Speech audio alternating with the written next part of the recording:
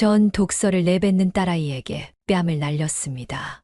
그리고 냉정하게 말했죠. 그럼 부모 싫으면 네가 그만둬. 나도 너 같은 딸 없다 치면 그만이니까. 알았어? 그래! 나도 비린내 나는 엄마 아빠 필요 없어. 차라리 혼자 사는 게 훨씬 나아. 그러니까 이참에 부모 자식 인연 끊자고 오늘부터 딸 죽었다고 생각하며 살아. 안녕하세요. 오늘도 찾아주셔서 감사합니다. 오늘은 전라북도 부안에 살고 있는 나현숙님의 사연입니다. 처음에 들어보셨던 것처럼 어머니와 딸에게 무언가 굉장히 큰 사건이 있었던 것 같은데요. 무슨 일이 있었는지 제보된 사연 읽어드리겠습니다. 들어보시고 나현숙님께 따뜻한 위로든 따끔한 조언이든 해 줄 수 있는 말이 있으면 말씀해 주시길 바랄게요.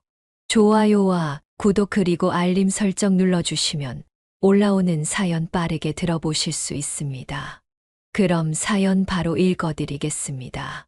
자식의 허물은 부모의 허물이라는 말이 있죠. 자식이라는 게 모두 부모 마음대로 되는 건 아니지만 자식들이 건강하고 착하게 살기를 바라는 마음은 비슷할 겁니다. 저도 아이들에게 큰 바람을 갖지 않았어요. 크게 성공하지 못해도 정직하게 자기 밥벌이 하면서 행복하게 살기를 바랬지요.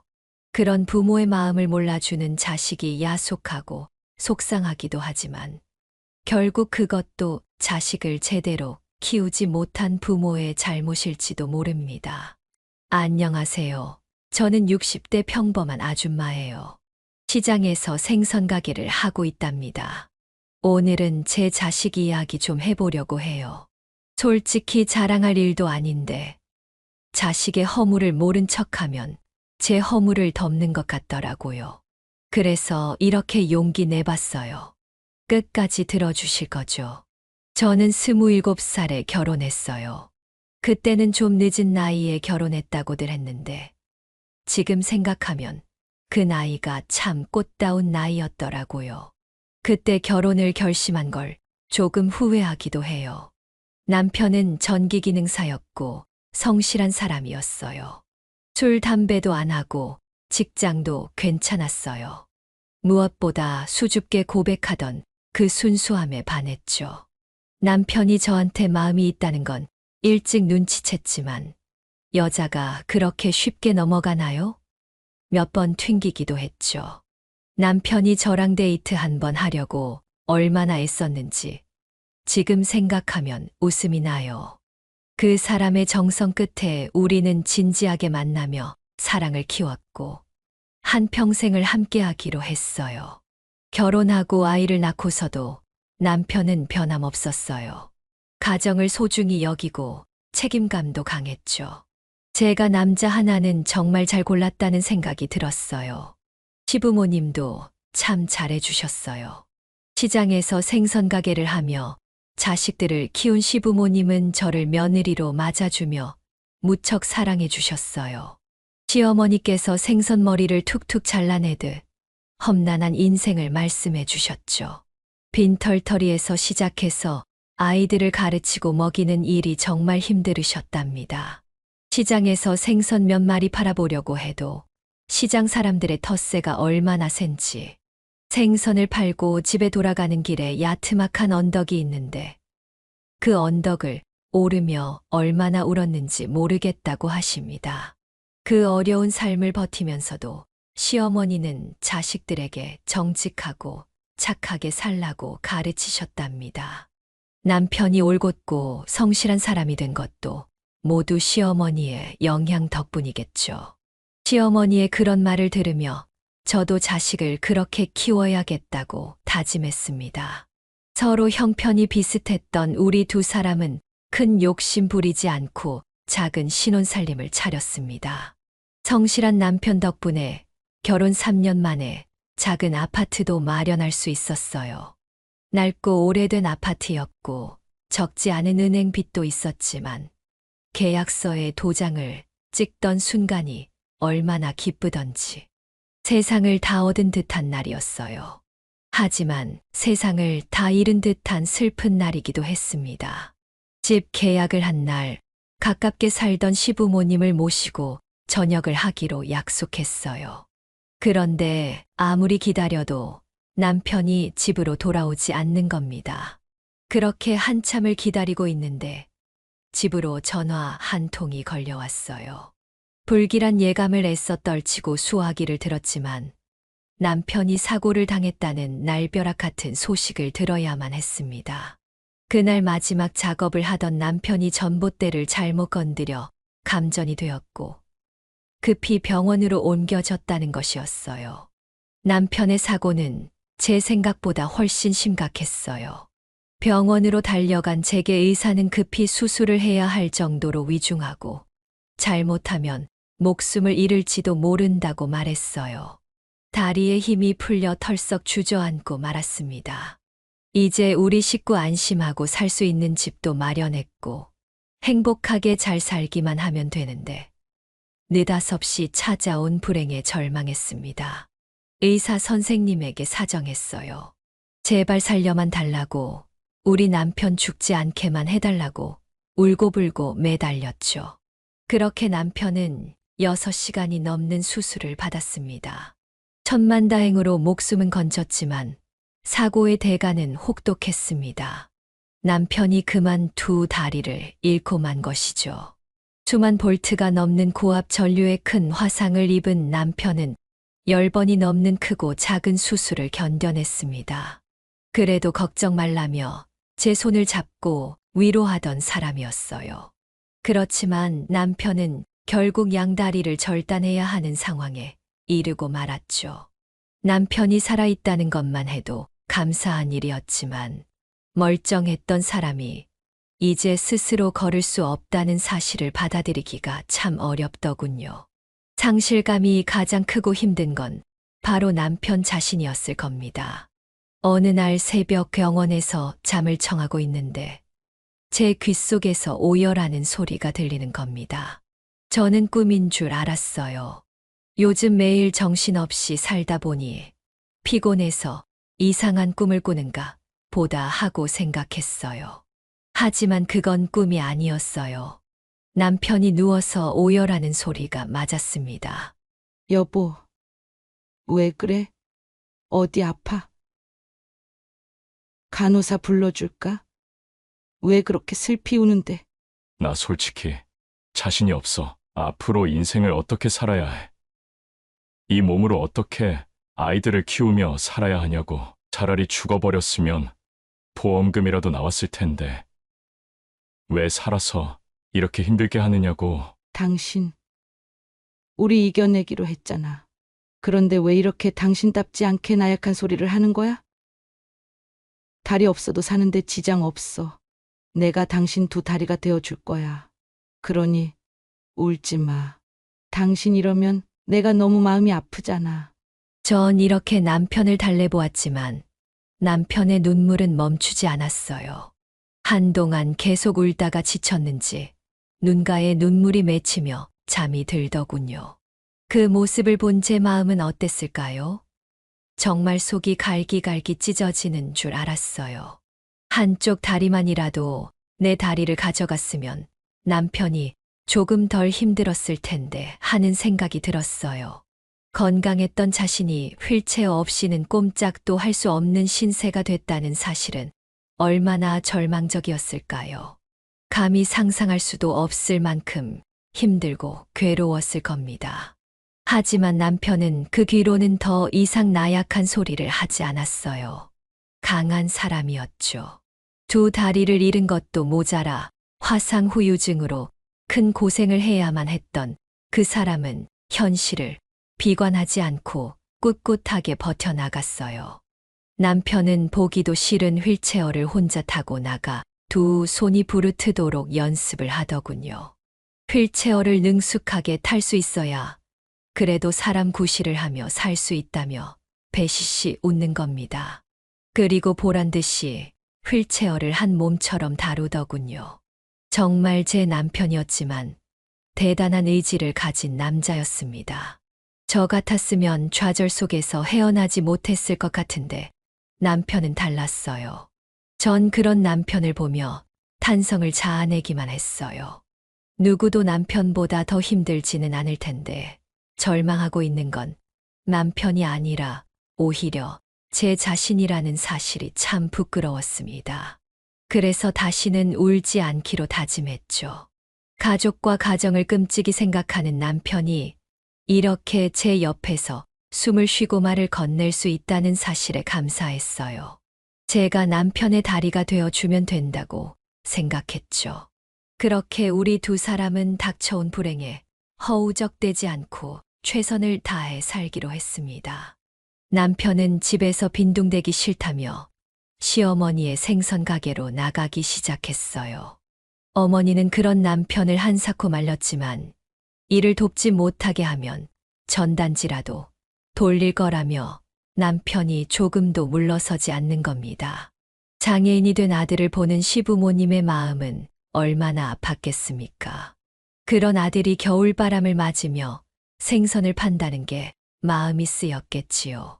하지만 남편은 다리 없이도 생선을 팔 수 있으니까 자신에게 딱 맞는 일이라며 어머니를 향해 밝게 웃었습니다. 그런 남편의 의지에 우리 식구 모두가 두 손 두 발을 다 들고 말았죠. 남편은 절단 수술을 한 지 꼭 일주일 만에 휠체어를 자유자재로 다뤘고 2주 만에 생선 가게에 나와 본격적으로 일을 도왔습니다. 의지가 얼마나 대단한 사람인지 아시겠죠? 그런 남편 덕분에 우린 그 악몽을 비교적 수월하게 떨칠 수 있었어요. 당사자가 아무렇지도 않게 행동하고 생각하니까 참담한 불행도 조금씩 받아들여지더군요. 남편은 어머니의 생선 가게를 열심히 도왔습니다. 오히려 어머니보다 더 일찍 가게에 나가 문을 열고 장사 준비를 할 정도였으니까요. 남편의 노력에 우리 가족은 조금씩 웃음을 되찾고 있었습니다. 하지만 수많은 사람이 오고 다니는 시장통에서 두 다리가 없는 사람을 보는 사람들의 시선은 어쩔 수 없더라고요. 한 번은 이런 일도 있었습니다. 생선을 사러 온 손님이 물건을 건네는 남편을 보며 인상을 쓰더군요. 어유, 먹는 거 파는 가게에 장애인이라니. 됐어요. 다음에 올게요. 손님이 툭 던진 말에 남편의 얼굴은 새하얗게 질렸고 격분한 시어머니는 손님에게 소금을 왕창 뿌리면서 고래고래 소리를 질렀죠. 이 못된 여편네야. 남의 집 귀한 자식한테 막말을 짓거리고 지랄이야. 뚫린 입이라고 아무 말이나 막 쏟아내는 거야? 다시는 우리 가게 얼씬거리지 마! 저도 시어머니가 그렇게 화를 내신 모습을 처음 봤어요. 남편이 그런 어머니를 말려야 할 정도였죠. 그래도 남편은 좌절하지 않았어요. 오히려 손님들에게 더 살갑게 대하며 자신의 장애를 극복했습니다. 어느 순간 남편 없이는 생선 가게가 제대로 돌아가지 않을 정도로 남편은 제 몫을 다했습니다. 하지만 남편의 그런 노력에도 불구하고 우리 가족을 기다리는 사건은 또 있었습니다. 늘 우리 부부를 살갑게 대하던 시어머니는 말기 위암으로 고생하시다가 세상을 떠나고 말았습니다. 아들이 사고를 당해 매일을 눈물로 보내신 어머니, 그렇게 어머니는 하늘나라로 가셨습니다. 어머니는 아들의 손과 발이 되어 주셨고 제 인생을 살아가는 걸 도와주기 위해 독하고 악착같이 남편을 대해 주셨습니다. 때로는 욕을 하기도 하고 때로는 무심하게 행동하기도 하셨던 시어머니. 이 세상에서 건강한 몸으로도 살아가기 힘든데 장애인이라는 타이틀이 붙으면 더 힘들 거야. 아직 우리나라는 차별이라는 굴레를 벗어나지 못했기 때문에 이 사회에서 살아남으려면 건강한 사람보다 2배, 3배는 더 열심히 살아야 해. 시어머니는 늘 이렇게 가르치셨어요. 하지만 하늘은 이런 착하고 현명한 어머니를 너무 일찍 데려가셨어요. 그리고 1년 뒤 아버님마저도 심장마비로 돌아가셨습니다. 아버님도 어머님이 돌아가시고 아들마저 저렇게 있으니 많이 속상해 하셨어요. 저를 보면 말씀도 안 하시고 울기만 하셨습니다. 그렇게 부모님을 허망하게 보내고 남편은 크게 상심했습니다. 자신의 두 다리를 잃었을 때보다 훨씬 더 아파하고 힘들어했지요. 그때부터 직장을 그만두고 남편과 함께 시어머니의 생선 가게를 운영하기로 결정했습니다. 우리 두 부부는 정말 열심히 가게를 운영했어요. 시어머니가 평생 털을 닦아온 가게에 누가 되지 않도록 최선을 다했습니다. 남편은 좋은 물건을 꼼꼼히 골라 가져오는 일을 게을리하지 않았고, 틈만 나면 식당이나 공장을 찾아다니며 거래처를 더 늘렸습니다. 손님에게 친절한 건 기본이었고, 단골 손님에게는 덤을 아낌없이 주면서 진심으로 장사를 했죠. 그 노력이 빛을 발했을까요? 생선 가게는 계속 번창했고, 매출도 크게 늘었습니다. 우리 큰딸과 작은아들을 부족함 없이 키우고 대학도 보낼 수 있을 정도로 장사가 잘 됐습니다. 이건 모두 불편한 몸으로 최선을 다해 살았던 남편 덕분이지요. 좌절 앞에서 무릎 꿇지 않고 우뚝 서서 자신의 책임을 다한 남편의 의지 덕분입니다. 그렇게 우리 부부는 서로를 의지하며 절망 앞에서도 굴하지 않고 당당하게 살았습니다. 우리 큰딸은 여러분도 다 아시는 라면으로 유명한 번듯한 대기업에 취직을 했고요. 공무원이 된 작은아들은 주민센터에서 근무하고 있습니다. 이제는 아이들도 잘 컸고 아무 걱정 없이 행복할 것만 같았습니다. 이 정도면 어려운 환경 속에서도 아이들을 잘 키운 거 아닌가요? 그렇지만 자식이 원수라고 했던가요? 우리 부부를 충격에 빠뜨리는 일이 생기고 말았어요. 회사를 잘 다니고 있던 큰딸이 결혼을 하겠다고 선언을 하더군요. 같은 회사에 다니던 팀장이라는 사람과 인연을 만난 모양입니다. 엄마, 그 사람 정말 좋은 남자야. 아마 엄마도 만나보면 참 좋아할 거야. 그렇지 않아도 오빠네 부모님께서 식사 자리를 마련해 주셨거든요. 아빠는 몸이 좀 불편하니까 우선 엄마만 먼저 만나보는 게 어때? 딸은 그런 제안을 했습니다. 아빠는 어차피 상견례하면 다 볼 텐데 뭐. 아빠는 움직이기 좀 번거로우니까 일단 엄마 먼저 만나봐. 결혼할 남자와 부모님과의 첫 인사 자리에 저만 나가라는 말이었어요. 그 말을 들은 남편의 얼굴엔 실망한 기색이 역력했지만 남편은 억지로 웃음을 지어 보이며 말하더군요. 그래, 여보. 난 가게도 봐야 하고 이것저것 할 일도 많으니까 여보가 은경이랑 먼저 다녀와. 우리 귀한 은경이를 어떤 놈이 채가려는지도 꼼꼼히 보고. 남편 없이 그런 자리에 나간다는 게 마음에 걸렸지만 우선 제가 먼저 딸과 함께 다녀오기로 했습니다. 사돈댁은 굉장히 깐깐한 인상이었어요. 우리 아들 괜찮은 집 안에 꼰쳐도 모두 거절했다며 유세 아닌 유세를 떨더군요. 하지만 그 말이 좀 의아했어요.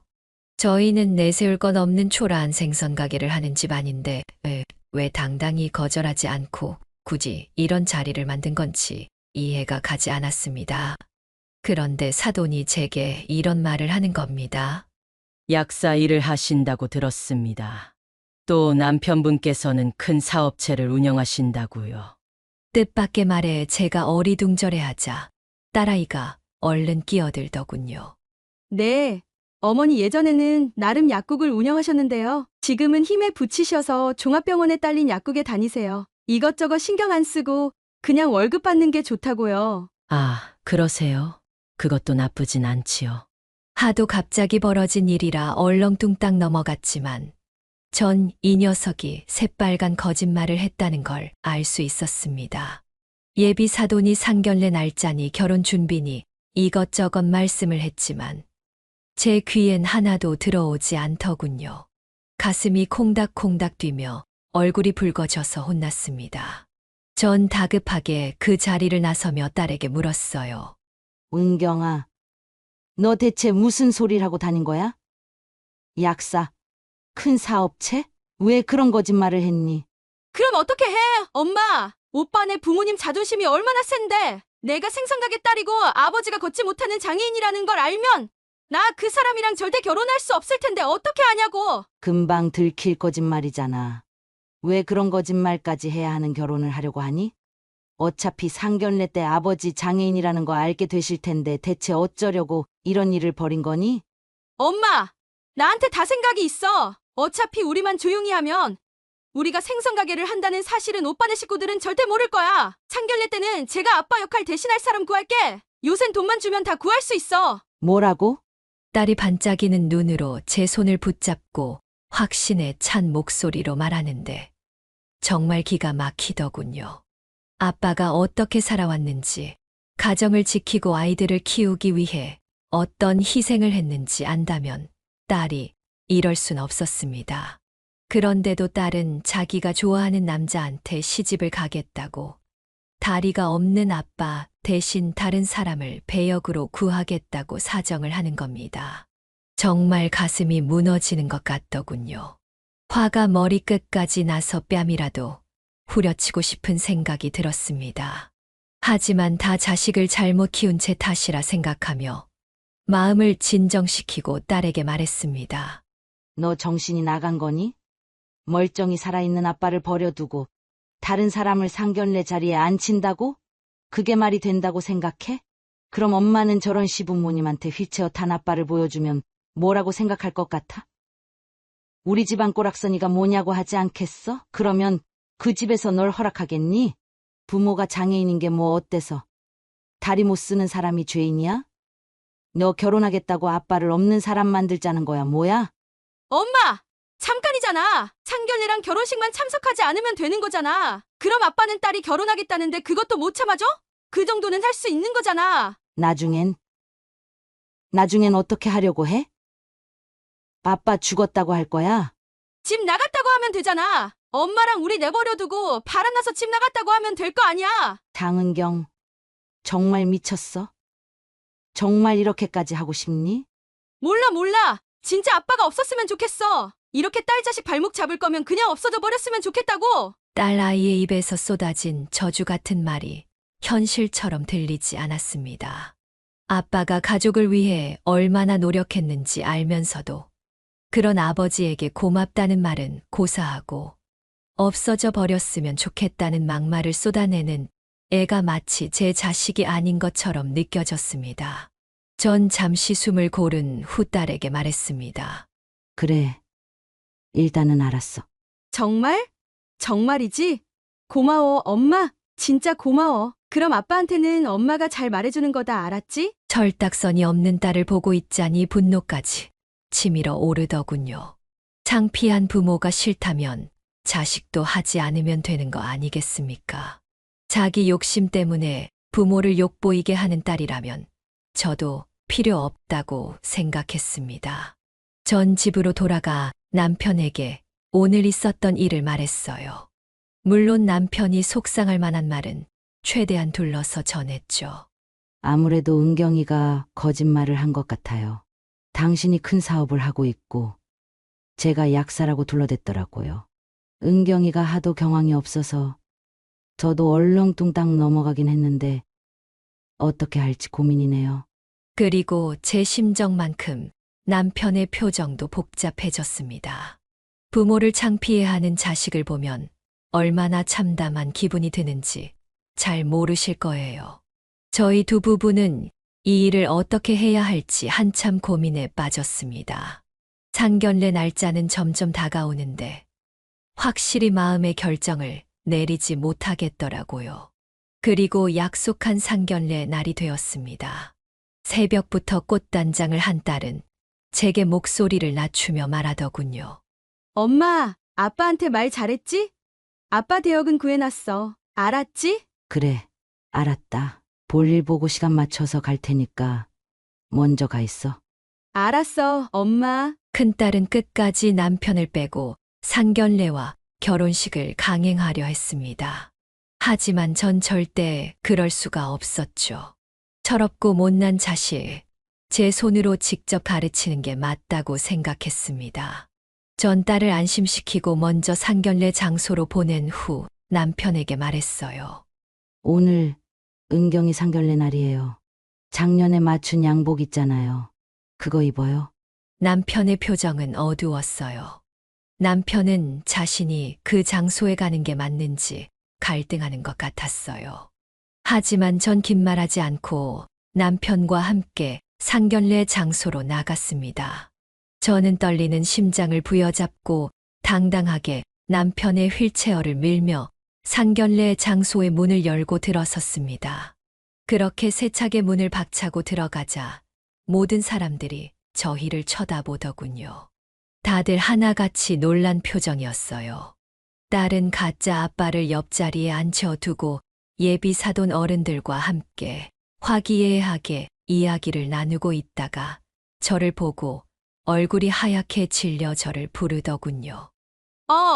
엄마! 딸은 진짜 아빠의 등장에 입을 다물지 못하더군요. 저는 굳은 표정으로 고개를 깊숙이 숙였습니다. 죄송합니다. 여기 계신 예비 사돈분들께 솔직히 말씀을 드려야 할 것 같네요. 우리 딸을 이렇게 시집 보내기 쉽지 않네요. 지금 여러분들은 우리 딸에게 모두 속으신 겁니다. 모든 게 다 가짜예요. 저기 앉아 있는 남자는 저는 처음 본 사람이고, 여기 계신 분들한테 잘 보이기 위해 돈을 주고 대역을 맡긴 거예요. 그게 무슨 소리예요? 말 그대로입니다. 모든 게 거짓이고 가짜입니다. 여기 이 사람이 은경이의 진짜 아빠입니다. 은경이가 장애를 가진 아버지가 부끄러워서 이런 짓을 벌인 거예요. 그리고 제가 약사라는 것도, 이 사람이 큰 사업을 하고 있다는 것도 전부 거짓말이고요. 저희는 시장에서 생선을 파는 사람들이에요. 부모로서 잘못 가르친 제 잘못입니다. 정말 죄송합니다. 제 폭탄 선언의 상견례장은 그야말로 쑥대밭이 되고 말았습니다. 사부인은 버럭 화를 내며 그 자리에서 일어났고, 딸과 결혼을 약속한 남자도 굳은 표정으로 그 자리를 떠났습니다. 모든 게 들통이 나자 딸은 반쯤 정신이 나간 사람처럼 어쩔 줄 몰라 했습니다. 하지만 이미 물은 엎질러진 후였죠. 전 이렇게라도 이를 바로잡는 게 맞다고 생각했어요. 딸은 도끼 눈을 뜨고 저를 죽일 듯 노려보더군요. 엄마! 도대체 왜 이래? 이거 나랑 전부 끝난 얘기 아니야? 이제 와서 깽판을 놓는 건데! 시끄러워. 넌 생선 파는 엄마 아빠가 그렇게 싫어? 내 아빠가 너 키우기 위해 얼마나 열심히 살았는지 알긴 알아? 그러니까 당장 아빠한테 사과해. 뭐? 딸이 좋아하는 남자랑 결혼하겠다는데 그게 뭐 어쨌다고? 딸 결혼 망치니까 속이 시원해? 그러니까 누가 아빠 보고 다리 자르래? 누가 엄마 보고 생선 장사하래? 전 독서를 내뱉는 딸아이에게 뺨을 날렸습니다. 그리고 냉정하게 말했죠. 그럼 부모 싫으면 네가 그만둬. 나도 너 같은 딸 없다 치면 그만이니까. 알았어? 그래! 나도 비린내 나는 엄마 아빠 필요 없어! 차라리 혼자 사는 게 훨씬 나아! 그러니까 이참에 부모 자식 인연 끊자고! 오늘부터 딸 죽었다고 생각하며 살아! 전 앙앙거리며 떼쓰는 딸을 두고 냉정하게 뒤돌아섰습니다. 진심이었어요. 이런 딸을 키우려고 그렇게 힘든 삶을 살았나 싶더군요. 아무리 제 배로 낳은 자식이지만 이럴 수가 있나 싶었죠. 두 손 두 발 싹싹 빌어도 시원치 않을 판에 아버지를 배신하는 딸에게 배신감까지 들었습니다. 그 뒤로 딸아이는 집에 들어오지 않았습니다. 하지만 전 개의치 않았어요. 제겐 대은망덕한 딸 자식보단 제 남편이 더 소중했으니까요. 하지만 남편은 그렇지 않은 모양이었어요. 어느 날 제게 조용히 이런 말을 하더군요. 여보, 난 괜찮아. 그러니까 당신도 그만 화 풀어. 은경이가 욕심이 많아서 그래. 어려서부터 그랬잖아. 지도 그 남자랑 얼마나 결혼하고 싶으면 그렇게 했겠어. 그러니까 우리가 이해하자. 아니, 난 그럴 생각 없어요. 지가 무슨 잘못을 했는지 똑똑히 가르쳐 줄 생각이에요. 만약 잘못을 뉘우치지 않으면 나도 평생 볼 생각 없어요. 제 말에 남편도 당황해 하더군요. 물론 신경이 쓰이지 않았다면 거짓말이겠죠. 어렵게 키운 딸 신세 망치고 싶은 부모가 어디 있겠습니까?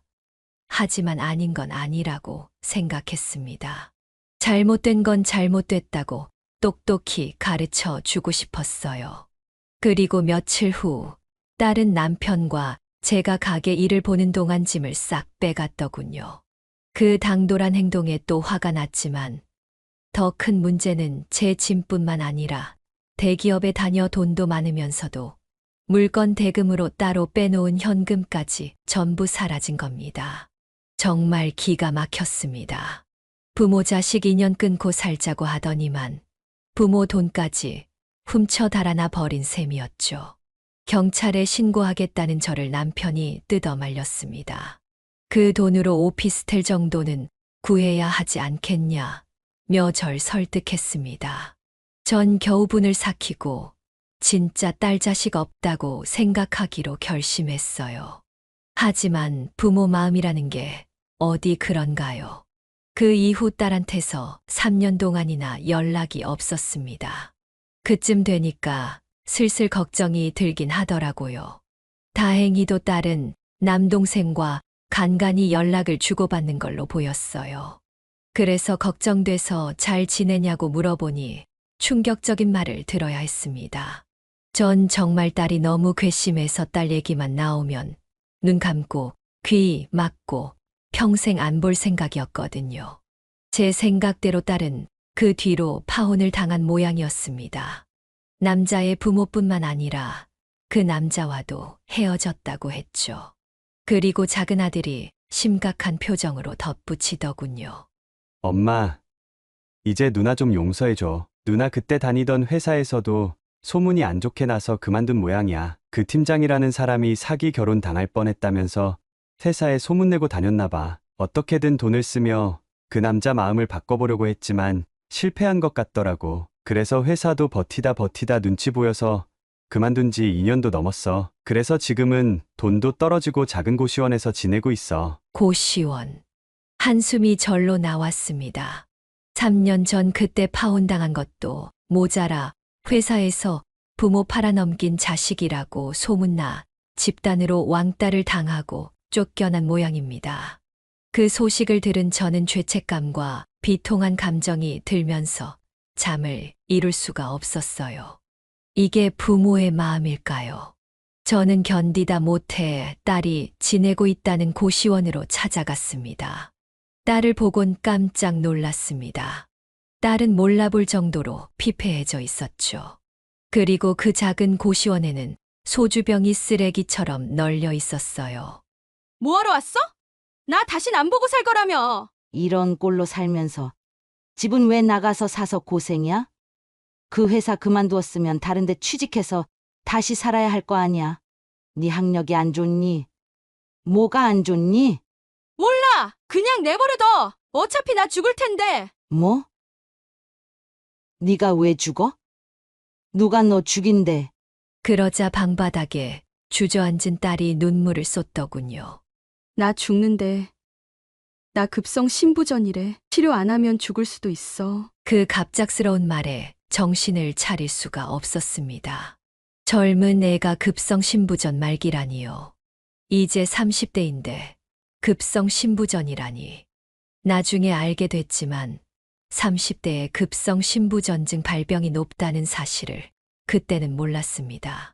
딸아이는 의식을 자주 잃고 소변이 잘 나오지 않아서 병원에 간 모양입니다. 병원에서 그런 참담한 진단을 받았고 혼자 투석을 받으며 버티고 있던 것이었죠. 너무 황당해서 말이 안 나왔습니다. 마치 애가 아픈 게 제 탓인 것 같아 속이 쓰라렸습니다. 아무리 딸이 미워도 제 배로 낳은 자식이었어요. 어쨌든 정신을 차려야만 했습니다. 내버려두면 애가 죽을 수도 있었으니까요. 딸아이를 데리고 다시 정밀 검사를 받았습니다. 의사 선생님 말씀이 이미 신장이 망가질 대로 망가져서 회복은 불가능하다고 했습니다. 방법은 이식수술뿐인데 만약 이식수술을 받지 못하면 평생 투석을 받아야 할 뿐더러 자칫 목숨을 잃을 수도 있다는 거죠. 망설일 것도 없었습니다. 제 신장을 떼어줄 수 있다면 기꺼이 떼어줄 수 있었어요. 못나고 배은망덕한 자식이지만 제 피와 살이니까요. 저는 곧바로 조직 적합 검사를 했어요. 딸아이와 혈액형도 같고 전신질환 같은 건 앓은 적도 없으니까 충분히 이식이 가능할 거라고 생각했습니다. 다행히 검사 결과 이식이 적합하다는 판정을 받았습니다. 그나마 다행이었죠. 딸의 아픔을 제가 보듬어 줄 수 있다는 사실에 안도의 한숨이 나왔습니다. 병원에서는 면역 억제제 투여와 세 차례 혈장 교환 치료를 통해 공여자인 제 특이 항체를 제거해서 수술이 가능하게끔 도와줬습니다. 은경아, 걱정 마. 엄마가 튼튼한 신장 줄게. 그러니까 너 죽지 않을 테니까 조금도 걱정하지 마. 이 엄마가 다 낫게 해줄게. 엄마, 나 밉지 않아? 정말 아빠한테 너무 못된 짓을 했어. 남자 때문에 눈이 멀어서 너무 큰 잘못을 했어. 나 뒤늦게 후회하고 집으로 가려고 했지만 도저히 아빠 얼굴 보지 못할 것 같더라고. 그래서 나 지금 천벌을 받고 있나 봐. 아니야. 미우나 고우나 자식은 자식이야. 아빠도 지금 다 용서하셨어. 그러니까 네가 다시 건강 되찾아서 아빠한테 지금부터라도 잘하면 돼. 전 남편에게 이 모든 사실을 밝혔습니다. 딸을 용서했고 아픈 딸을 위해 신장을 떼어주기로 했다는 것까지 모두 말했죠. 그리고 남편에게도 우리 아픈 딸 용서하고 도와주자고 부탁했어요. 남편은 환하게 웃으며 대답하더군요. 난 은경이 진즉에 용서했어. 난 하나도 서운하지 않아. 그러니까 당신도 잘 생각했어. 여보. 부모 자식이란 인연이 참 그런가 봐요. 처음엔 그렇게 미웠던 딸이 왜 그렇게 안쓰럽고 미안하게 생각되던지, 혼자 아픔을 견딘 딸을 생각하면 얼마나 힘들었을지, 제가 못난 짓을 한 것 같다는 생각에 눈물이 앞을 가리더군요. 하지만 이제 다 됐다고 생각했습니다. 제가 신장을 떼어주고 딸이 건강해지면 다시 예전처럼 돌아갈 수 있을 테니까요. 수술을 앞두고 있던 전날 밤, 남편은 제 손을 꽉 잡고 말했습니다. 여보, 미안해. 당신을 이렇게 무서운 수술실로 들어가게 해서. 당신은 내 아내이자 내 소중한 스승님이야. 당신이 없었으면 난 이미 이 세상에서 죽은 몸이고 살아갈 이유도 없었을 거야. 그러니 당신도 힘내고 꼭 밝은 모습으로 나와서 우리 제주도 여행 가자. 당신 가고 싶어 했잖아. 꼭 약속해줘. 남편은 저보다 제가 수술 받는 사실이 더 무서웠나 봅니다. 남편도 조직 검사를 해봤지만 일체 맞지 않았어요.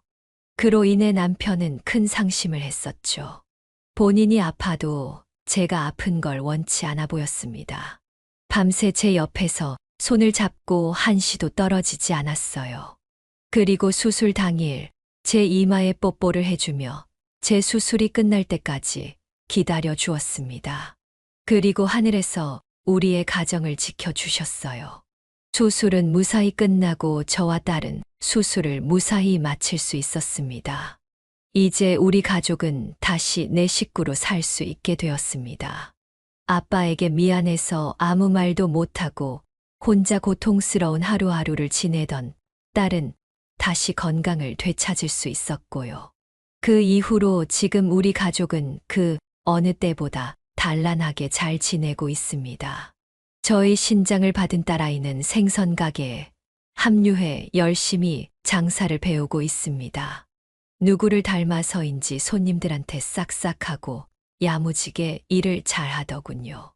아마 제 남편을 닮아서겠지요. 매일 아빠 옷도 입혀드리고 양말도 신겨드리며 휠체어를 직접 끌며 산책을 매일 같이 다니기도 한답니다.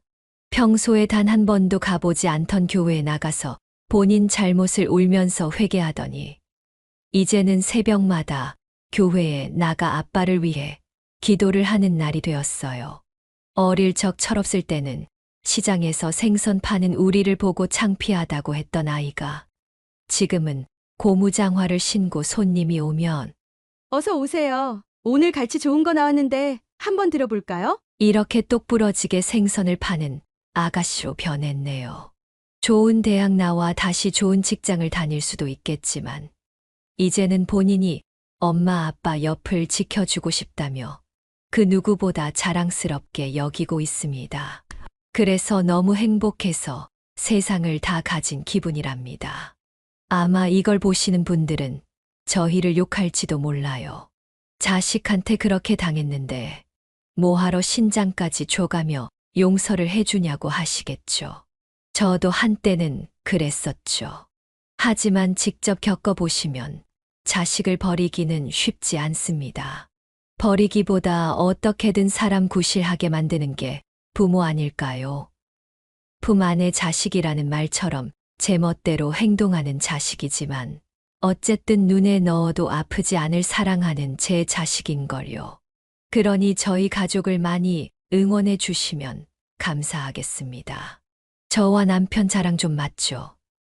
제 사연은 여기서 마치도록 할게요.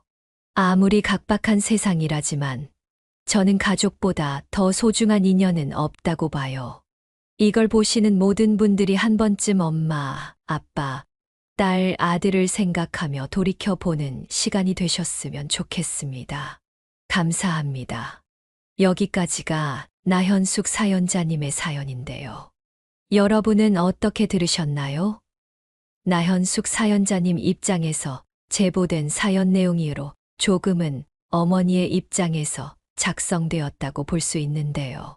저는 사연자님께서 정말 많은 고민을 하셨을 거라고 생각합니다. 자식을 생각하는 어미의 마음을 감히 누가 판단할 수 있겠어요. 저는 어머니가 가족의 가치, 가정의 가치를 지키신 것은 정 응원해드리고 싶은데 여러분의 생각은 어떠신가요? 같이 댓글로 의견 나누어 보았으면 합니다. 이야기를 공유해드리고 싶은 지인이 있으시다면 공유해 주시고 구독과 좋아요 눌러주시면 사연 빠르게 보실 수 있습니다. 감사합니다. 그럼 다음 사연에서 뵙겠습니다.